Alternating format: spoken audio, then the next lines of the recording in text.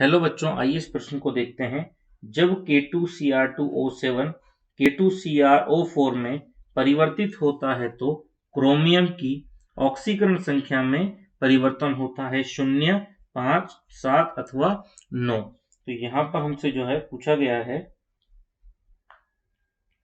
यहाँ पर जो हमसे पूछा गया है वो क्या पूछा गया है, जो प्रश्न की मुख्य अवधारणा है उसमें हमसे पूछा गया है कि K2Cr2O7 से K2CrO4 बनने में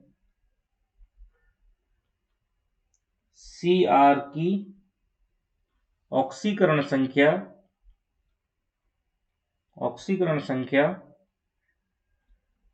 में परिवर्तन। तो K2Cr2O7 से K2CrO4 बनने में क्रोमियम की ऑक्सीकरण संख्या में क्या परिवर्तन होता है, हमसे पूछा गया है। तो यदि यहां पर हम देखें, जो हमारा K2Cr2 और O7 हमें यहाँ पर दिया गया है पहला। तो यहाँ पर हमें क्रोमियम का जो है ऑक्सीकरण संख्या में परिवर्तन पता लगाना है, तो उससे पहले हमें क्रोमियम का ऑक्सीकरण संख्या पता होना चाहिए। तो वो हम x मान लेते हैं कि क्रोमियम की ऑक्सीकरण संख्या क्या होगी, यहाँ पर x होगी। क्योंकि हम जानते हैं कि जो पोटेशियम है उसकी ऑक्सीकरण संख्या +1 होती है, ये तो +1 हो गया। यहाँ पर 2 पोटेशियम, इसलिए 2 से गुणा कर देंगे। प्लस Cr यानी क्रोमियम की ऑक्सीकरण संख्या हमें ज्ञात नहीं है, तो इसको हम x मानेंगे, x गुणा 2, क्योंकि 2 बार क्रोमियम है यहाँ पर Cr2, तथा जो ऑक्सीजन है उसकी जो है ऑक्सीकरण संख्या मालूम है कि 2 होती है, तो इसको हम 2 गुणा 7 करेंगे, बराबर 0 से इसकी हम तुलना करेंगे। तो यहाँ पर ये 2 प्लस 2x माइनस 14 बराबर 0। 2x माइनस 14 में से 2 गए, यहाँ पर हमारे पास बच गए 12 बराबर 0।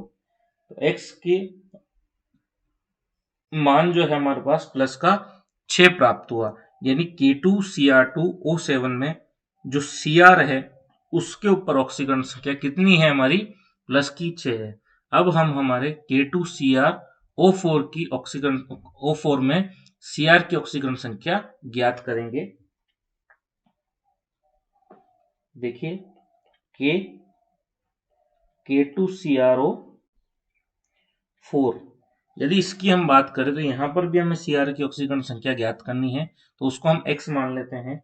तो K2 यानी +1 गुणा 2, क्योंकि K की ऑक्सीकरण संख्या +1 होती है, प्लस Cr हमें पता नहीं है, हमने x मान लिया है, और O4, तो O का हमें पता है कि -2 होता है, और 4 यानी 4 से गुणा करना है, बराबर 0। तो ये हो गया हमारे पास प्लस का 2 प्लस x माइनस का 8 बराबर 0। तो यहाँ पर ये हो गया हमारे पास x 8 में से 2 गया, माइनस का 6 बराबर 0। तो x बराबर कितना हो गया, प्लस का 6 हो गया। तो देखिए, जब बात हम यहाँ पर ये K2Cr O7 की बात कर रहे थे, तो यहाँ पर ऑक्सीकरण संख्या हमारे पास कितनी आई, प्लस का 6 आया। और जब हमने K2CrO4 बना लिया, तो यहाँ पर जो है K2CrO4 में जो ऑक्सीकरण संख्या आई वो कितनी आई, प्लस का 6 आया। तो +6 से वापस जो है K2CrO4 में भी ऑक्सीकरण संख्या 6 ही रही, यानी परिवर्तन 0 हुआ, कोई परिवर्तन हुआ ही नहीं। अतः जो हमारा सही विकल्प होगा वो विकल्प ए होगा, 0, क्योंकि यहाँ पर K2Cr2O7 से K2CrO4 बनाने में ऑक्सीकरण संख्या में कोई परिवर्तन क्रोमियम की में नहीं हुआ, 0 परिवर्तन हुआ। अतः हमारा ए विकल्प हमारा सही विकल्प है, और यही हमारा सही उत्तर भी है। आशा करता हूँ आपको प्रश्न अच्छे से समझ आया होगा। धन्यवाद।